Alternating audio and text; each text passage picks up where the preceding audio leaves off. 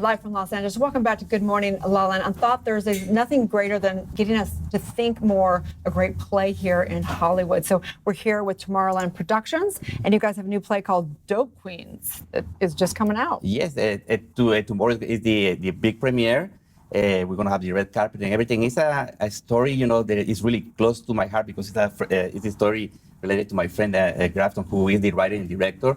And it's a story that has to be told right now. We have to really get to a point that we have to understand what is going on with the community. Okay, so Juan, I want you guys to quickly introduce your names, and then I'd love you to tell us about the premise of the play. Perfect, yeah. My name is Julio Lopez Velasquez. I'm the CEO of Tomorrowland Production Company. Great. I'm Grafton Doyle. I'm the writer and director of Dope Queens. And my name is John Reyes. I'm producer, also recently Doyle.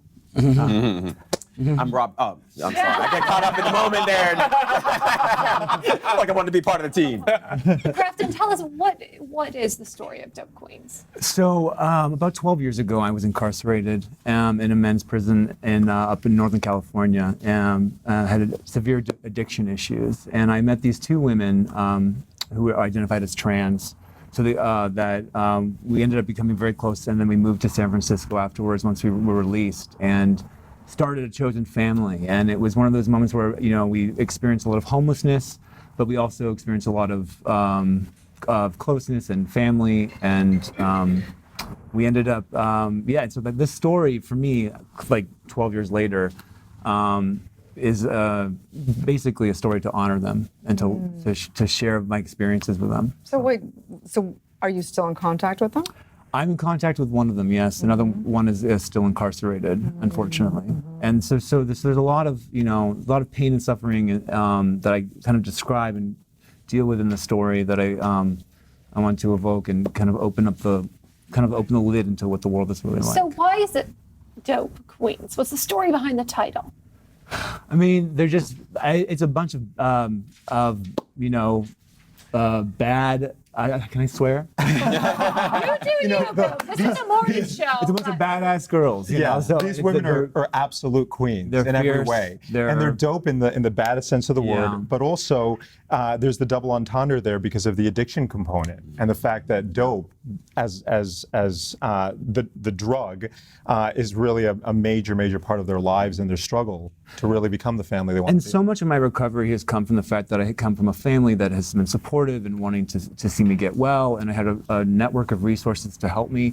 And I know for a fact that these women don't. And that's the case for so many people that still suffer in addiction, especially in these marginalized worlds, is because they don't have the network of resources or the families that are willing or able to support them. And I think that film and plays and all that's the beauty of Hollywood, is that we get to tell the story and laugh at it, cry at it, and understand it more. So what do you think people will understand more about addiction and about these situations?